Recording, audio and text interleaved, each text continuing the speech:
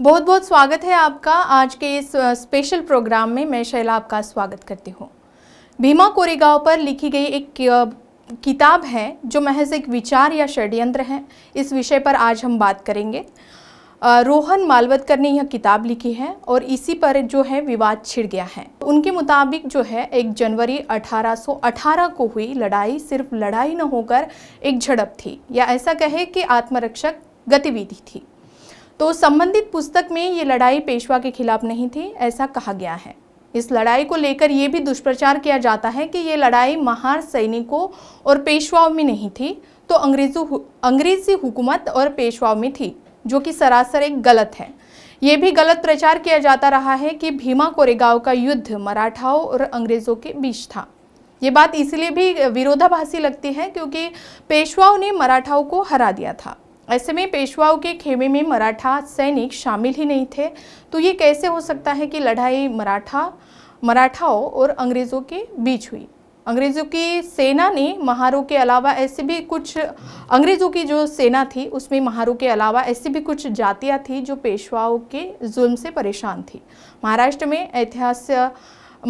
में इतिहास को लेकर एक विशेष वर्ग या ब्राह्मण लेखकों द्वारा या तो कुछ छिपाया जाता है या फिर गलत तरीके से जो इतिहास है प्रस्तुत किया जाता रहा है।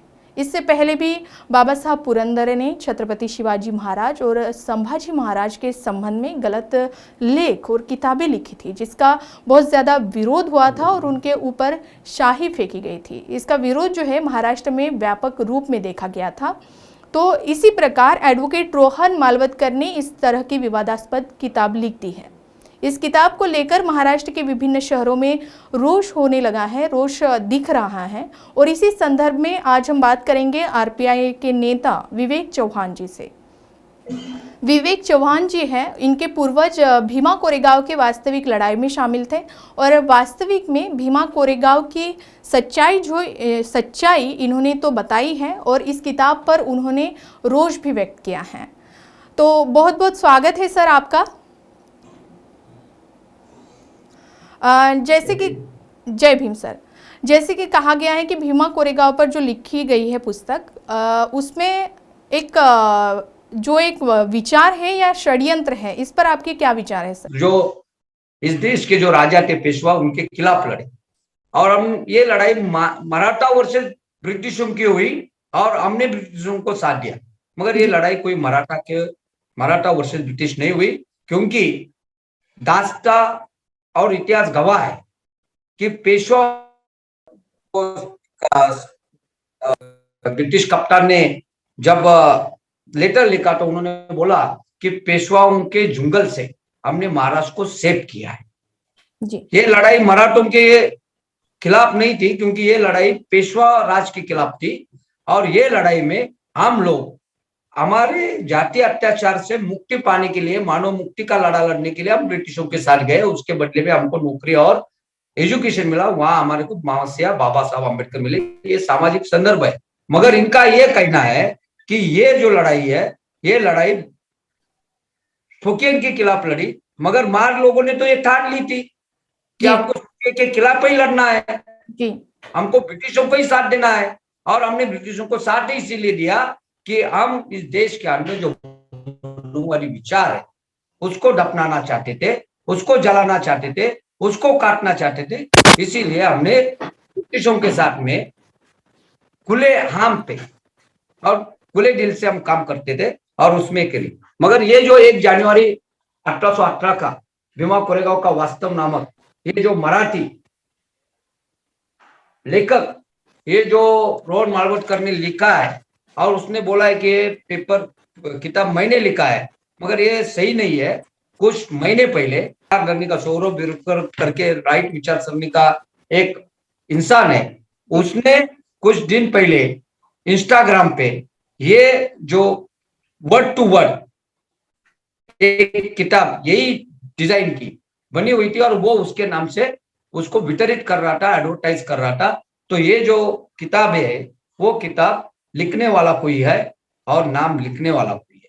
और ये जो रोहन मालवतकर जो है, जो मारों को देश विरोधी बताता है, तो हम उससे ये कहना चाहते हैं कि हमने तो ब्रिटिशों के साथ दिया और पेशवाई को खत्म किया, क्योंकि हमारा मकसद यही था कि पेशवाई को खत्म करना चाहिए और हमारे लोगों को इंसानियत का इंसान बोल के इस देश में रहना चाहिए। इसीलिए अब तो हमने ब्रिटिशों के साथ दिया, मगर ये बालवटकर जो है उसका जो पूर्वज है वो भी ब्रिटिशों के साथ लड़ा, और जो ब्रिटिशों के साथ लड़ने वाले महारों को गद्दार कहलाता है, तो उसके पूर्वजों को वो क्या कहलाता है वो उसने बताना चाहिए। जी जी। तो ये जो लड़ाई है वो मानव मुक्ति की लड़ाई है, और हमने सरकार से ये दरख्वास्त किया है कि ये पुस्तक के ऊपर बयान रखे। देखो, महाराष्ट्र के जो सामाजिक ऑर्गेनाइजेशन है, वो ऑर्गेनाइजेशन और समाज जो है, वो समाज को हमने अपील की कि आप शांत रहे, मगर हम ज्यादा देर तक शांत रह सकते नहीं, हम संयम बनाए हुए हैं। और देखो, हम तो आरपीआई के लीडर है नहीं, आरपीआई वाले जो है वो राजनीति करने वाले लोग हैं, हम दलित कोबरा के राजा है। और जब जब भी ये गए 20-25 साल में जब दलित समाज रास्ते पे आया, तो उसकी रणनीति हमने ही बनाई है और हम बनाते रहेंगे, क्योंकि हम सम्मान की लड़ाई लड़ते हैं, हम कोई राजनीति लड़ाई नहीं लड़ते। ये हमारे पूर्वजों की मान बिंदु की लड़ाई है, उनके अस्मिता की लड़ाई है, और ये दलित समाज के अस्तित्व की लड़ाई है। तो हम महाराष्ट्र गवर्नमेंट को बार बार दरख्वास्त कर रहे हैं कि ये पुस्तक के ऊपर बैन लगाओ, ये किताब के ऊपर बैन लगाओ। इसके पहले इन्होंने पुरंदरे नामक एक बड़े जात के इंसान ने हमारे छत्रपति शिवाजी महाराज के बारे में भी कुछ गलत बातें लिखी थी, मगर उसके ऊपर भी कार्रवाई नहीं हुई। हम ये रोहन मालवट से सहित जितने भी लोग हैं जो इस देश की शांतता सुव्यवस्था को भंग करना चाहते, राष्ट्र की सुरक्षा को ध्वस्त करना चाहते, राष्ट्रीय सुरक्षा को खतरे में लाना चाहते, इन लोगों के ऊपर राष्ट्रीय सुरक्षा कायदा के तहत महाराष्ट्र सरकार ने कार्रवाई करनी चाहिए। और ये देश संविधान का है, या अभिव्यक्ति स्वतंत्र है, लिखने का भी स्वतंत्र है, बोलने का भी स्वतंत्र है, व्यक्त होने का भी स्वतंत्र है, मगर इस देश के संविधान ने जैसे अधिकार दिए है वैसे ड्यूटी भी दी है, कर्तव्य भी दी है। और ऐसा कोई भी वक्तव्य, ऐसा कोई भी लिखावट, कोई भी पेपर जो समाज की शांतता को भंग करे, समाज की एकोपा को भंग करे, उसके ऊपर बैन लगाना ये देश की लोक कल्याणकारी राज्य में अपनी सरकार की जिम्मेदारी बनती है। और मैं ये चाहता हूं कि सरकार अपनी जिम्मेदारी निभाए, एक किताब के ऊपर जितना जल्दी हो उतना जल्दी बैन लगाए, वरना लोग ज्यादा देर तक संयम नहीं रखेंगे।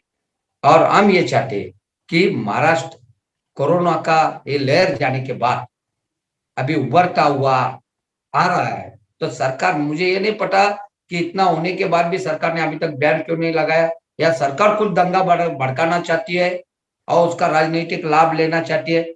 इसका फैसला तो अभी ये सरकार करे, और उसका डिसीजन क्या हम इंतजार कर रहे हैं, और ज्यादा देर तक इंतजार नहीं करेंगे, नहीं तो दलित लोग वापिस अपने पूर्वजों का इतिहास दोहराने के लिए एक तिनक भी पीछे नहीं हटे। जी, बहुत बहुत धन्यवाद सर, हमें ये जानकारी देने के लिए।